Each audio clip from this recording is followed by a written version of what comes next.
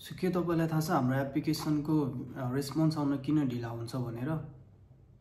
अनि के तपाईलाई थाहा छ हाम्रो होम अफेयरले अस्ट्रेलियाको होम अफेयरले हामीलाई मल्टिपल टाइम कल गरेर किन कन्फर्मेसन लिन खोज्छ भनेर?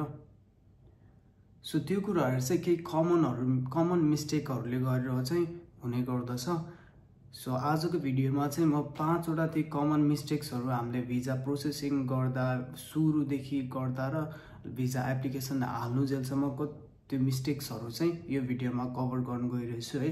सो भिडियो गर्न बी भेरी इम्पोर्टेन्ट। सो लास्टसम्म हेरिदिनु होला है त।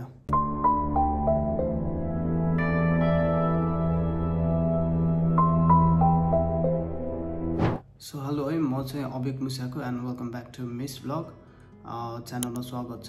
सो लेट्स गेट स्टार्टेड है। अब हामीले अस्ट्रेलिया एप्लाई गर्नु पर्ला भनेर सोच्ने बित्तिकै कन्सल्टेन्सी एउटा छान्नुपर्छ, कन्सल्टेन्सी जानुपर्छ, कन्सल्टेन्सी गरेर बुझ्नुपर्छ भन्ने हुन्छ है। सो कहाँ चाहिँ प्रब्लम आउन जान्छ भन्दाखेरि कुन चाहिँ कन्सल्टेन्सीबाट गर्ने त भनेर त्यसमा चाहिँ प्रब्लम आउन जान्छ।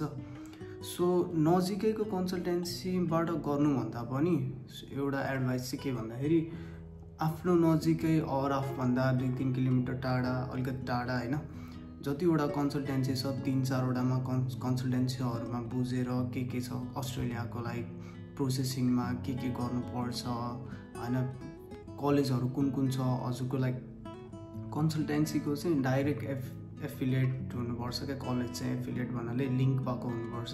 जस्तो कुनै कन्सल्टेन्सीको चाहिँ कस्तो हुन्छ भन्दाखेरि चाहिँ एउटा कन्सल्टेन्सीले इन्डियाको कन्सल्टेन्सीलाई कुरा गरेर अनि इन्डियाबाट भिजा हाल्न आउँछ क्या। सो त्यस्तो होइन कि डाइरेक्ट नेपालमै भएको कन्सल्टेन्सी अनि डाइरेक्ट अब जस्तो वेस्टर्न सिडनीमा छ भने एउटा कन्सल्टेन्सीको डाइरेक्ट लिङ्क वेस्टर्न सिडनीमा उहाँहरूले नै एजेन्ट अनुसारले एजेन्ट भएर भिजा हालिदिने खालको कन्सल्टेन्सीहरू हेर्नुपर्छ होइन। सो हामीले कन्सल्टेन्सी चाहिँ लिङ्क छ कि छैन भनेर उहाँहरूलाई डाइरेक्टली अब जस्तै अब वेस्टर्न सिडनी, एससियु होइन 2-4 वटा कलेजहरू छान्नुभयो। सो यो कलेज छान्ने प्रोसेस चाहिँ आफैले गर्नुपर्छ है।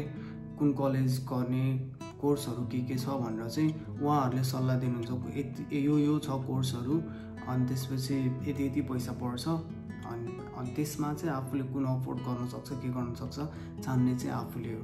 सो कलेज छानिसकेपछि यो कलेज चाहिँ हजुरको डाइरेक्ट लिङ्क छ कि छैन भनेर चाहिँ एजेन्ट छ कि छैन भनेर चाहिँ बुझ्नुपर्छ कन्सल्टेन्सीमा।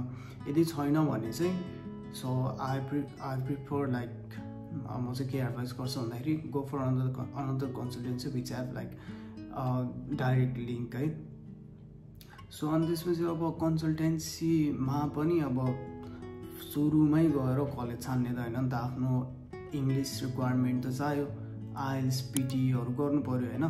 सो जहाँबाट एप्लाई गर्दै हुनुहुन्छ, जुन चाहिँ कन्सल्टेन्सीमा जाँदै हुनुहुन्छ त्यहीँनिर आइएल्स पिटी छ भने अझै एकदमै राम्रो क्या। त्यहीँबाट पढ्न मिल्यो, पढेर एक्जाम दिनलाई पनि सबै त्यो मक टेस्टहरू सबै गर्नलाई चाहिँ त्यही कन्सल्टेन्सीबाट एउटै ठाउँबाट सबै कुरा हुने भयो होइन। सो हामीले अर्को कुरा बुझ्नुपर्ने के भन्दाखेरि कन्सल्टेन्सीहरूले भनेको चाहिँ उहाँहरूले चाहिँ हाम्रो डकुमेन्ट प्रिपेरेसनमा हेल्प गर्ने हो, भिजा एप्लिकेसनहरू हालिदिने होइन, सबै कुरामा हेल्प गरिदिने हो। तर मेन हामी चाहिँ फुल्ली कन्सल्टेन्सीमै रिलाय हुनु हुँदैन क्या, उनीहरूमै फुल्ली हुनु हुँदैन। सो के गर्नुपर्छ भन्दाखेरि चाहिँ हामीले आफै पनि सबै डकुमेन्ट्सहरू कम्प्लिट छ कि छैन सबै कुराहरू चेक गर्नुपर्छ होइन। अनि राम्रो कन्सल्टेन्सी भयो भनेर चाहिँ भिजा रेस्पोन्स चाँडो आउने होइन त्यस्तो हुँदैन। सो राम्रो कन्सल्टेन्सी जुनै पनि कन्सल्टेन्सीबाट भयो भने हजुरको डकुमेन्ट्सहरू, फाइनेन्सियलहरू होइन अनि इन्टेन्ट अफ स्टडीहरूले चाहिँ डिफाइन गर्छ भिजा चाहिँ आउने कि नआउने, कतिको छिटो आउने होइन। सो त्यो भयो कन्सल्टेन्सीको कुरा। लास्टमा चाहिँ के भन्दाखेरि जुनै पनि कन्सल्टेन्सी छाने पनि आफ्नो डकुमेन्ट्सहरू चाहिँ प्रोपर अपडेट भएको छ कि छैन, प्रोपरली अपलोड भएको छ कि छैन भनेर चाहिँ आफैले नै चेक गर्नुपर्छ है। उहाँहरूलाई रिक्वेस्ट गरेर हुन्छ कि त्यही पोर्टलमा लगइन गरेर हुन्छ कि सबै आफै चेक गर्नुपर्छ। So let's move on to the next point है। सो अर्को एउटा मिस्टेक हामीले अभोइड गर्नुपर्ने भनेको चाहिँ जस्तै अब फर इक्जाम्पल है, आफू चाहिँ पहिला ब्याचलरबाट मास्टर पढ्ने सोच्दै हुनुहुन्छ अनि ब्याचलरमा चाहिँ आइटी पढ्नु भएको छ अनि मास्टर्समा चाहिँ नर्सिङको लागि एप्लाई गर्दै हुन्छ फर एक्जाम्पल है। आइटीबाट आइटी गर्दै हुन्छ भने चाहिँ यस्तो प्रब्लम भएन, तर एउटा कोर्सबाट अर्को कोर्स पुरै नै त्यो ब्याकग्राउन्डै चेन्ज, ब्याकग्राउन्डबाट एउटा आफ्नो प्रिभियस ब्याकग्राउन्डबाट चाहिँ पुरै नयाँ ब्याकग्राउन्डमा जाँदै हुनुहुन्छ भने चाहिँ सो त्यसले गरेर चाहिँ लाइक भिजा रिफ्युजलको केसेसहरू धेरै हुन्छ है। किनकि अब हामी एउटा ब्याकग्राउन्डबाट अर्कोमा जाँदा सिफ्ट हुँदाखेरि चाहिँ हामीले प्रोपर हुन्छ नि किन चाहिँ हुन लागेको त जस्टिफिकेसनहरू मजाले दिनुपर्छ क्या। सो यो दिनु सकेन भने चाहिँ चान्सेस एकदमै कम हुन्छ होइन। अनि यसमा अब आफ्नो इन्टेन्ट अफ स्टडी पनि पर्न जान्छ, जुन चाहिँ हामीले नेपालमा किन नपढ्ने त नेपालमा होइन, त्यो कोर्स चाहिँ किन त्यहाँ चाहिँ छ त, त्यहाँ पढेर चाहिँ के बेनिफिट हुन्छ त आफ्नो करियरको लागि। सो त्यहाँको त्यहाँ यो छ त्यहाँ त्यो छ भन्दा पनि, यहाँ छैन त्यहाँ छ भन्दा पनि आफ्नो करियरको लागि चाहिँ त्यो ठाउँ चाहिँ किन राम्रो छ त होइन। त्यहाँको एजुकेसनले चाहिँ आफूलाई चाहिँ लाइक के चाहिँ डिफ्रेन्स गर्छ त, आफ्नो फ्युचर करियरको लागि चाहिँ के डिफ्रेन्स गर्छ त। अनि त्यसपछि आफूले त्यहाँ एजुकेसन पढिसकेपछि हुन्छ नि, पढिसकेपछि चाहिँ त्यहीँ बस्ने इन्टेन्ट भयो भने चाहिँ त्यो चाहिँ डाइरेक्ट रिफ्युजल हो है। इन्टेन्ट चाहिँ कस्तो हुनुपर्छ भन्दाखेरि त्यहाँ पढेर त्यहाँ स्किल्सहरू गेन गरेर अनि त्यसपछि आफ्नै कन्ट्रीमा फर्केर चाहिँ केही कन्ट्रिब्युट गर्ने, त्यस्तो खालको इन्टेन्टहरू चाहिँ हामीले एसओपी लेख्दाखेरि चाहिँ इन्क्लुड गर्नुपर्छ। यो चाहिँ त्यो चाहिँ पहिले नै माइन्डमा राखिराख्नुपर्छ। यो कुराहरू चाहिँ कम्प्लिट अब डकुमेन्ट प्रिपेरेसन जिएसहरू दिँदाखेरि होइन, अनि त्यसपछि एसओपीहरू लेख्दाखेरि चाहिँ यो कुराहरू चाहिँ इन्क्लुड गर्नुपर्छ। यसमा प्रब्लम भयो भने चाहिँ लाइक इन्टेन्ट अफ स्टडीबाट चाहिँ भिजा रिफ्युजलको चान्सेसहरू आइहुन्छ। सो मैले भर्खर भने जस्तै हामीले चाहिँ अस्ट्रेलिया आएर पढ्ने हो, स्किल गेन गर्ने हो, अनि त्यसपछि नेपालमै फर्केर केही गर्ने हो। मेरो चाहिँ यस्तो प्लान छ। जस्तै फर एक्जाम्पल होइन आइटी गर्दै हुनुहुन्छ, म चाहिँ एक्जाम्पल किन आइटीको दिँदैछु भन्दाखेरि चाहिँ मेरो ब्याकग्राउन्ड चाहिँ आइटीमा पऱ्यो, सो त्यही भएर अलिकति इन्फर्मेसन त्यसको छ, अर्को पनि दिउँला। सो आइटी पढ्दै हुनुहुन्छ भने चाहिँ म चाहिँ यहाँनिर अस्ट्रेलिया आएर चाहिँ मास्टर्स पढ्छु, मास्टर इन इन्फर्मेसन टेक्नोलोजी। अनि त्यसपछि यहाँको स्किल्सहरू होइन, वो प्लेसमेन्टहरू 120 आवर प्लेसमेन्टहरू हुने गर्छ प्राय युनिभर्सिटीहरूमा होइन।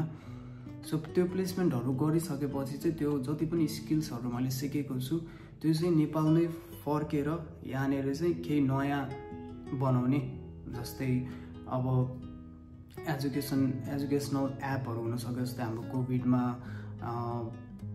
कोभिडको टाइममा जस्तै सबै एजुकेसनल एपहरू चाहिँ इभल्भ भएको थियो नि त होइन। सबै मोबाइलबाटै पढ्ने, एक्जाम टेस्टहरू दिने होइन, मोबाइलबाट ल्यापटपबाट दिने, त्यस्तो खालको एप्लिकेसनहरू बनाएर चाहिँ आफ्नै कम्युनिटी, नेपाली कम्युनिटीहरूलाई चाहिँ हेल्प गर्ने खालको इन्टेन्ट हुन सक्यो होइन एउटा चाहिँ। अनि अब नर्सिङ गर्दै हुनुहुन्छ अरू नर्सिङ पढ्ने आउने सोच्दै हुनुहुन्छ भने चाहिँ त्यसमा चाहिँ कस्तो गर्न सक्यो भने चाहिँ आफू चाहिँ नर्सिङ पढ्न आउँदैछु, यहाँको जति पनि अब नर्सिङको पनि त प्लेसमेन्टहरू हुन्छ नि त होइन। यहाँको जति पनि अब इन्डस्ट्री प्लेसमेन्टहरू अर हुन्छ नि एज केयर एक्सपिरियन्सहरू चाहिँ यहाँबाट चाहिँ एक्सपिरियन्सहरू गेन गरेर म आफ्नै नेपालमा आफ्नै कन्ट्रीमा फर्केर चाहिँ एउटा हस्पिटल खोल्छु अर एज केयर फेसिलिटीहरू खोल्छु होइन, रेसिडेन्टल एज केयरहरू, ओल्ड एज होमहरू खोल्छु, जुनले चाहिँ आफ्नै नेपाली कम्युनिटीलाई चाहिँ अब हेल्प गर्छ। सो यस्तो खालको इन्टेन्ट भयो भने चाहिँ एकदम स्ट्रङ हुन्छ है आफ्नो जिएसहरू अनि त्यसपछि एसओपीहरू। सो त्यो भयो। अब let's move to the next point. So third पोइन्टमा चाहिँ के छ भन्दाखेरि चाहिँ हामीले अब नेपालमा चाहिँ प्राय मान्छेहरूको इनफ सफिसियन्ट फन्ड हुँदैन जति चाहिँ यहाँ आएर पढ्ने गर्ने होइन। लगभग 50-60 लाख जस्तो नै जान्छ होइन। सो त्यत्रो हुँदैन। अनि त्यसपछि हामी अब मिडल क्लास फ्यामिलीहरूले चाहिँ एजुकेसन लोन लिने गर्छौँ क्या। सो एजुकेसन लोन लिँदाखेरि चाहिँ हामीले लाइक इन्सफिसियन्ट एजुकेसन लोन लियो भने त्यस्तो केसमा चाहिँ एउटा मिस्टेक हुन जान्छ होइन। सो हामीले यसमा चाहिँ के गर्नुपर्छ भन्दाखेरि चाहिँ एजुकेसन लोन लिँदाखेरि चाहिँ एटलिस्ट 1 इयरको लागि चाहिँ ट्युसन फी, आफ्नो लिभिङ एक्सपेन्सेस, अनि त्यसपछि ट्राभल एक्सपेन्सेस होइन, सबै कभर हुने गरी एटलिस्ट 1 इयरको लागि चाहिँ लिनुपर्छ। जस्तै अब अहिलेको रिक्वायरमेन्ट अनुसारले 29,000 समथिङ छ होइन। सो त्यो चाहिँ लिभिङ एक्सपेन्सेस सबै गरेर त्यति छ भनौँ न Australian dollar. So for example हजुरको कलेजको फी चाहिँ 22,000 25,000 छ होइन। अब त्यसलाई मल्टिप्लाई गर्दाखेरि चाहिँ 1 इयरको चाहिँ 50,000 जस्तो हुन जान्छ कलेज फी अस्ट्रेलियन डलर नै होइन। अनि त्यसपछि लिभिङ एक्सपेन्सेसहरू 2400 लिभिङ एक्सपेन्सेस ट्राभल एक्सपेन्सेस गर्दाखेरि लगभग 60,000 जस्तो हुन जान्छ होइन। सो हामीले लोन लिँदाखेरि त्यो सब क्यालकुलेट गरेर चाहिँ अब कति 55,000 को लिने कि 60,000 को लिने कि 70,000 को लिने कि होइन। एजुकेसन लोन चाहिँ त्यो अनुसारले मजाले क्यालकुलेट गरेर अझै कन्सल्टेन्सीमा नि मजाले बुझेर होइन त्यो चाहिँ लिनुपर्छ। अनि अब लोन त लिने भन्यो होइन, लोन लिने भन्यो अनि त्यसपछि सेन्सन लेटरहरू सबै बनायो। अब डिस्पर्स गर्ने टाइममा क्या हामीले अब कलेजको फी तिर्ने बेलामा डिस्पर्स गर्नुपर्छ नि त। सो डिस्पर्स गर्ने बेलामा चाहिँ प्राय कन्सल्टेन्सी अर ब्याङ्कको मान्छेहरूले चाहिँ फुल डिस्पर्समेन्ट गर भनेर भन्छ क्या, कम्पलसरी नै बनाउँछ क्या लाइक। तर त्यो कम्पलसरी चाहिँ हुँदैन क्या, खास गरी चाहिँ आफूले लिएको लोन हो अनि आफ्नै चोइस हुन्छ क्या। सो त्यसमा चाहिँ आफूले पार्सल डिस्पर्समेन्ट मात्र गर्दा पनि हुन्छ है। जस्तै अब फी चाहिँ फर्स्ट इयरको 22,000 तिरेको छ भने चाहिँ फर्स्ट इयर होइन 6 मन्थको चाहिँ 22,000 फी तिरेर अनि त्यसपछि लिभिङ एक्सपेन्सेस ट्राभल एक्सपेन्सेस सबै कति हुन्छ त्यति चाहिँ जस्तै अराउन्ड एप्रोक्सिमेटली लाइक 25,000 गरौँ न होइन। 25,000 मात्र डिस्पर्स गर्दा हुन्छ क्या। सो त्यति गऱ्यो भने चाहिँ के हुन्छ भन्दाखेरि 60,000 को चाहिँ हामीले त्यो के भन्छ ब्याज भन्छ क्या अरे। सो 60,000 को ब्याज तिर्नु पर्दैन क्या। फुल डिस्पर्समेन्ट गऱ्यो भने पुरै पैसाको ब्याज तिर्नुपर्छ। अनि पार्सल डिस्पर्समेन्ट गऱ्यो भने चाहिँ जति अमाउन्ट युज भएको छ त्यतिको मात्र ब्याज तिरे पुग्छ। सो लाइक आधीभन्दा धेरै नै कम भयो नि त। मन्थली अब 60,000 को 10% नै भयो भने 60,000 दिनुपर्छ। तर अब पार्सल डिस्पर्समेन्ट गर्नुभयो भने चाहिँ 25,000 मात्र तिरे पुग्छ। सो त्यति डिफ्रेन्स हुन जान्छ है मन्थली। अब 6 महिना तिर्दाखेरि पनि कति लास्ट धेरै हुन जान्छ नि।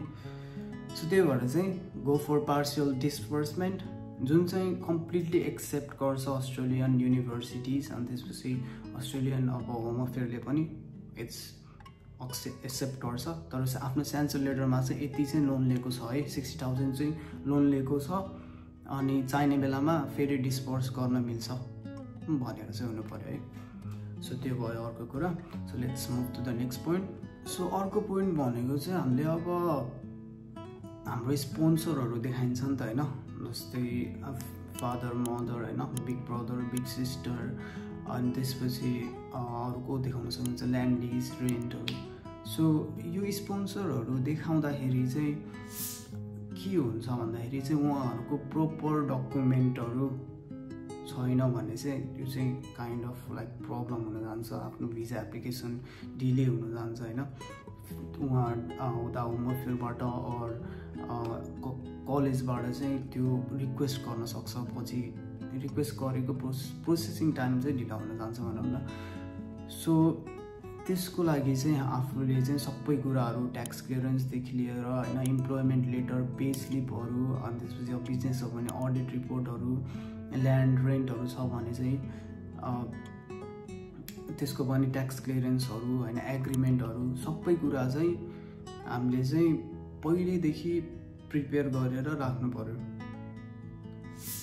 सो अनि त्यो सब डकुमेन्टहरू आफ्नो जति पनि डकुमेन्ट छ त्यो चाहिँ नोटरी गरेर नेपालीमा हुन्छ, नेपाली डकुमेन्ट्सहरू चाहिँ प्रायः। सो त्यसलाई चाहिँ इङ्ग्लिसमा कन्भर्ट गरेर एक्चुअल अमाउन्ट कति हो के हो होइन सबै देखाउनु पऱ्यो। अनि ब्याङ्क स्टेटमेन्टहरूमा चाहिँ कुन चाहिँ रेन्ट आइरहेको हो, कुन चाहिँ अब ल्यान्ड लिजको पैसा आइरहेको हो, त्यो चाहिँ कुन चाहिँ स्यालेरी हो होइन त्यो सबै हाइलाइट गरेर राख्नु पऱ्यो। जुनले गर्दा चाहिँ लाइक उहाँहरूलाई क्लियर हुन्छ क्या, डकुमेन्ट हेर्ने मान्छेलाई एकदमै क्लियर हुन्छ क्या। सो अनि अर्को कुरा चाहिँ के भन्दाखेरि आफ्नो लाइक अब प्राइमेरी स्पोन्सर मात्र होइन कि अलिकति नपुगेर सेकेन्डरी स्पोन्सर पनि राख्नु भएको छ इन केस हैन, जस्तै आन्ट हुन सक्यो, अब ठुलो मम्मीहरू हुन सक्यो हैन, फुपूहरू हुन सक्यो, ठुलो बाहरू हुन सक्यो हैन, उहाँहरू हुन सक्छ। सो उहाँहरूको चाहिँ अब स्पोन्सरको रूपमा चाहिँ राख्नु चाहिँ भएको छ हैन, उहाँहरूको कति इन्कम छ त्यो देखाउनु भएको छ। तर आफ्नो रिलेसनसिप भेरिफिकेसन भन्ने डकुमेन्टमा चाहिँ उहाँहरूलाई चाहिँ देखाउनु भएन भने चाहिँ त्यहाँनिर चाहिँ क्वेसन उठाउने ठाउँ हुन्छ क्या। सो हामी जति पनि लुप होल हुन्छ लाइक क्वेसन उठाउने ठाउँहरू हुन्छ त्यो सबै बन्द गर्नुपर्छ क्या सकेसम्म। सो त्यही भएर चाहिँ उहाँहरू पनि देखाउनु भएको छ भने आफ्नो रिलेसनसिप भेरिफिकेसनमा चाहिँ इन्क्लुड गर्न नबिर्सिनु होला है। So let's move on to the next point. So अर्को मिस्टेक हामीले अभोइड गर्नुपर्ने भनेको चाहिँ के हुन्छ भन्दाखेरि चाहिँ हाम्रो कलेज जस्तै अब टियु केयु पियुमा पढ्नु भएको छ भने चाहिँ रिजल्ट चाहिँ ढिला आउँछ हैन, रिजल्ट ट्रान्सक्रिप्टहरू चाहिँ अलिक पछि आउँछ। सो त्यति बेलामा चाहिँ हामीले कन्डिसनल अफर लेटरहरू मगाउनु मिल्छ हैन, कन्डिसनल अफर लेटर मगाउनु गयो। तर अब अनकन्डिसनल लेटर हाल्दाखेरि जुन चाहिँ पैसा तिरेर सिओई रिक्वेस्ट गर्दाखेरि अनकन्डिसनल लेटर हाल्नुपर्छ। सो त्यति बेलामा चाहिँ आफ्नो यो जति पनि ट्रान्सक्रिप्टहरू छ अनि त्यसपछि फाइनेन्सियल स्पोन्सरहरू छ, सो त्यो डकुमेन्टहरू चाहिँ मिसिङ भयो अर ट्रान्सलेट नेपालीबाट इङ्ग्लिस ट्रान्सलेट भएको छैन भने चाहिँ त्यहाँ चाहिँ प्रब्लम हुन जान्छ है। सो जति पनि अब अनकन्डिसनल लेटर हाल्दाखेरि चाहिँ सो अब हामीले अनकन्डिसनल लेटर हाल्दाखेरि चाहिँ अर सिओई रिक्वेस्ट गर्दाखेरि चाहिँ आफ्नो ट्रान्सक्रिप्टहरू आइसकेको हुनुपर्छ कलेजबाट, जुन चाहिँ हाम्रो टियु केयु हैन, त्यहाँबाट चाहिँ हाम्रो सो त्यहाँबाट चाहिँ हाम्रो सर्टिफिकेटहरू आइसकेको हुनुपर्छ ट्रान्सक्रिप्टहरू। अनि यो कलेजको कुरा त भयो हैन, अनि जति पनि हामीले डकुमेन्टहरू बनाएको छौँ त्यसमा चाहिँ सानोतिनो मिस्टेकहरू हुन्छ क्या, त्यो गर्दा गर्दै पनि यस्तो हुन जान्छ क्या। जस्तै नेम मिस्टेकहरू, ब्याङ्क डिटेल्स हुन सक्यो हैन, जस्तै अब लाइक आफ्नो कास्टमा चाहिँ एउटा लेटर कम हुने। सो त्यो मिस्टेकहरू चाहिँ हामीले अभोइड गर्नुपर्छ क्या सकेसम्म चाहिँ। मिस्टेकहरू यो सिली मिस्टेकहरू भन्छ यस्तोलाई चाहिँ, यो मिस्टेकहरू चाहिँ हामीले अभोइड गर्नुपर्छ। सो सकेसम्म डकुमेन्टहरू बनाउँदाखेरि चाहिँ यो मिस्टेकहरूलाई चाहिँ हामीले ख्याल राखेर मेन त नेपालीबाट इङ्ग्लिसमा नोटरी गर्दाखेरि हुने गर्दछ यस्तो मिस्टेकहरू चाहिँ। सो आफ्नो पासपोर्टमा जे नाम छ हैन, अब डेट अफ बर्थमा त बर्थ सर्टिफिकेटमा त परेन, पासपोर्टमा जे नाम छ, डेट अफ बर्थ जे छ हैन, आफ्नो ब्याङ्क एकाउन्ट जुन छ सबै डकुमेन्टहरूमा चाहिँ लाइक हुनु पऱ्यो क्या, त्यही हुनु पऱ्यो क्या, चेन्ज हुनु भएन। सो अनि आफ्नो पासपोर्टहरू चाहिँ अप टु डेट हुनु पऱ्यो, सर्टिफिकेटहरू जति छ अप टु डेट हुनु पऱ्यो हैन, ब्याङ्क स्टेटमेन्टहरू जति छ त्यो चाहिँ अप टु डेट हुनु पऱ्यो क्या। अप टु डेट भन्नाले कस्तो भन्दाखेरि अब पासपोर्टको लाइक डेट एक्सपायर हुन लागेको छ, पासपोर्ट लिएको 10 वर्ष हुन लागिसकेको छ फर इक्जाम्पल मात्र हो यो चाहिँ, प्रायः हुँदैन होला त्यो चाहिँ। तर त्यस्तो हुन लागेको छ भने पहिला पासपोर्ट बनाउने, लाइक नेक्स्ट पासपोर्ट लिने अनि त्यसपछि मात्र एप्लाई गर्ने है। सो त्यो भयो। अनि सर्टिफिकेटहरू अप टु डेट हुनु पऱ्यो, जस्तै आफ्नो इम्प्लोइ सर्टिफिकेट होइन, इम्प्लोइ भेरिफिकेसन, आफ्नो मम ड्याडहरूको जहाँ लाइक स्यालेरीमा काम गर्दै हुनुहुन्छ भने चाहिँ उहाँहरूको इम्प्लोइ भेरिफिकेसनवाला सर्टिफिकेटहरू, ब्याङ्क स्टेटमेन्टहरू सबै अप टु डेट हुनु पऱ्यो क्या आजको डेटको। जस्तै म लाइक आज भिजा हाल्दैछु और आज म सिओईको लागि एप्लाई गर्दैछु भने चाहिँ त्यो डकुमेन्टहरू चाहिँ जस्तै अब 2-3 दिन अगाडि निकालेकोसम्म हुन सक्यो, त्यति हुन सक्यो। अनि भिजा हाल्दा पनि 2-3 दिन अगाडि निकालेको खालको डकुमेन्टहरू हुन सक्यो होइन। सो त्यस्तो अप टु डेट हुनु पऱ्यो। सो त्यही नै हो, यी थिए 5 मिस्टेक्स हामीले कम्प्लिटली अभोइड गर्नुपर्ने हो। यो खासै ठुलो मिस्टेक जस्तो देखिँदैन, तर यसले चाहिँ हाम्रो भिजा एप्लिकेसनमा चाहिँ फरक पार्ने गर्छ। सो त्यही भएर मैले यो भिडियोमा इन्क्लुड गर्न चाहेँ है। अनि अब आफ्नो अब फाइनेन्सियल डकुमेन्ट्स चाहिँ के चाहिन्छ त, कति चाहिँ के देखाउनु पर्छ त भन्ने कुरामा अझै कन्फ्युज हुनुहुन्छ भने चाहिँ do check out this video है, जुनमा चाहिँ मैले अस्ट्रेलिया एप्लाई गर्नलाई चाहिँ फाइनेन्सियल डकुमेन्ट्सहरू के चाहिन्छ कति कति देखाउनु पर्छ हैन सबै कुराहरु मैले मेन्सन गरेको छु so make sure to do check out that video so यदि भन्दै यो भिडियोलाई यति नै गर्न चाहे मैले भिडियो राम्रो लाग्छ भने लाइक गरिदिनु होला के क्वेशन छ भने कमेन्ट गर्नु होला अनि च्यानलमा नयाँ हुन्छ भने चाहिँ सब्स्क्राइब गरिदिनु होला है so thank you for watching see you in the next video keep loving keep supporting miss vlog piece